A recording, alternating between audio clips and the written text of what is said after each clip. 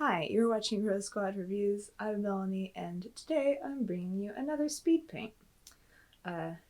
Quick preface. I apologize. The Speedpaint is kind of you're being like dropped into the middle of it here.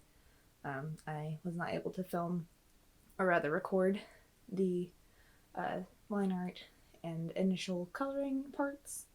But here we have Bernadetta and Ferdinand from Fire Emblem Three Houses, because that's what I was doing this Christmas. Pretty much for the entire month of December / January. So that's what we're going to be talking about today. You might have guessed, but my original house was the Black Eagles. I saw my brother playing the game and he was going Blue Lions, and I was like, you know what, that looks like a lot of fun. And the Black Eagles kind of caught my interest, and I was like, you know what, let's do it. I played through Silver Snow and Crimson Flower. And funnily enough, Bernadetta and Ferdinand ended up getting married in both of my routes, which really I shouldn't be surprised because I started at like a halfway point to pick up for the second route. And then in all this madness, my dad saw us playing, and so then he wanted to play too. For the last few weeks, we've all been kind of trading off, getting turns to play, and we've been going through the Golden Deer route together.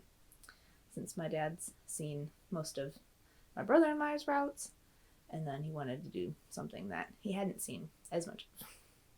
So I bless my mom because she's been putting up with us all. And also, I'm going to give some background for those of you who do not know what I am talking about. Fire Emblem Three Houses is a part of the Fire Emblem franchise. It's a turn-based RPG game.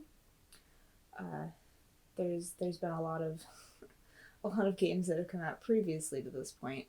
Probably the most infamous, don't know if that's quite the right word, but the most famous point of contact would be Super Smash Bros. They've had several characters make cameo appearances and be playable characters in that line as well, and that's kind of what I knew it of.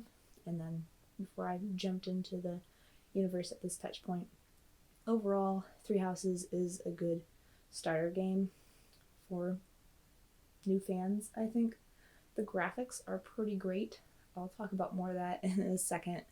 But it also teaches you pretty well on like how to play the game and isn't too confusing. And also there are options to make the game less hard. So I've heard that some of the earlier games are like really hard. And if you don't know what you're doing, like you probably will lose.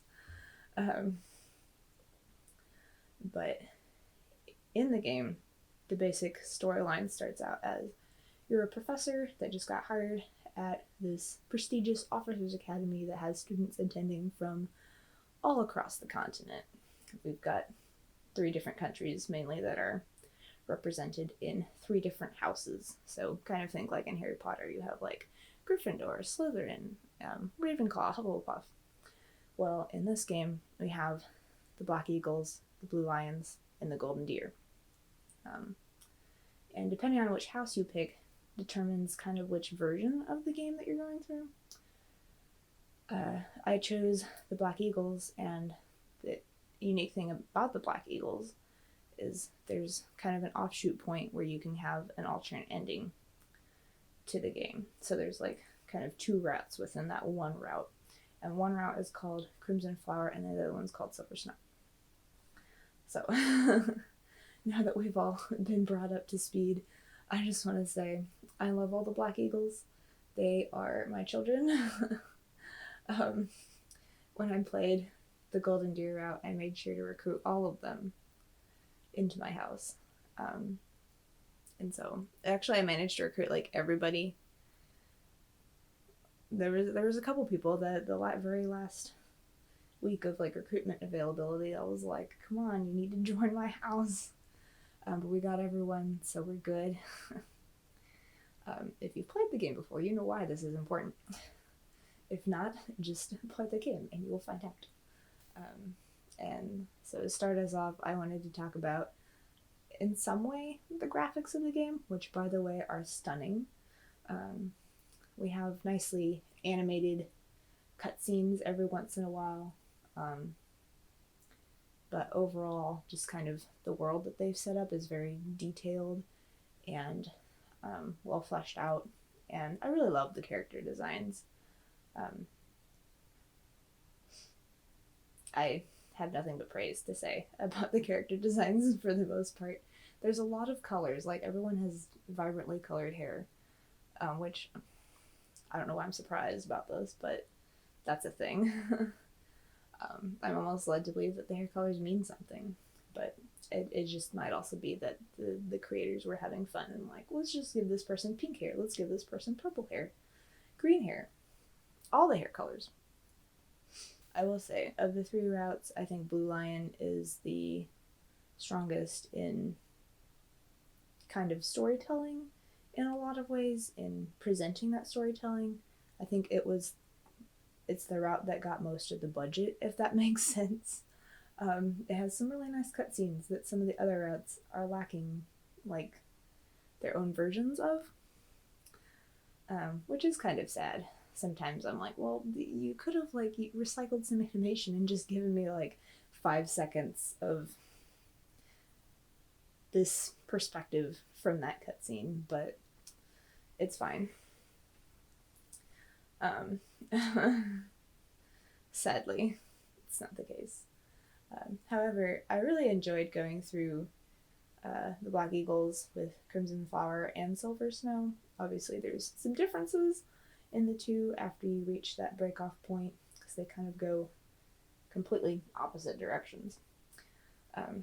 And so I think playing through Silver Snow first allowed me to appreciate some of the things that were in Crimson Flower a little bit more. And that's all I'm going to say before I get into spoiler territory. Back to the graphics, though. So this is a turn-based RPG game in which you kind of have your little players on, like, a grid, sort of like a chessboard, kind of. It doesn't look like a chessboard because they're usually in, like, a random field, but everyone has, like, a little square that they stand on, and then it can move so many squares forward, and math and jazz. So I immensely enjoyed the strategy of figuring out, like, where do I want to put this character to do the most damage, to do which attacks and stuff. So that's fun. It's something I wasn't expecting to enjoy as much. But occasionally, characters will land a critical hit. I should say units, I guess, because that's what we call them. They'll land a critical hit, and this is where they kind of go above and beyond their usual power output and just do, like, a lot of damage. And the animations for these critical hits are almost defying of physics. Okay, maybe not defying of physics necessarily, but definitely defying of proper form for one to be using if one was actually fighting a real-life enemy. And I get that they're trying to make it all dramatic and stuff, but some of the more defying of physics examples is if a character is on a horse and they're, like, about ready to stab somebody with, like, their lance, and they roll a crit, as it were. Sometimes their horse does, like, a flip, almost, which is, like, that's, like, horses don't do that, and your horse, you wouldn't want your horse to do that, either. But there's lots of spinning involved with crits. It almost seems, other times, like, for a lot of the archers, they'll, like, spin around in a circle, and then shoot. And I guess some of the mages do this too, where they just spin around and then they'll go, like, Zhwa. You can't see my hands, but, like, ah. And then they shoot magic and do whatever they gotta do. Which, first of all, like, that's gonna throw off your aim real bad if you're coming out of, like, I'm spinning around in a circle. I mean, sure, it looks cool, but that's not how that works. And then I have a friend that does archery, and I kind of think that, like, if she were to see some of the stunts that these units pull, that she would be like, that's so totally not what they do in real life.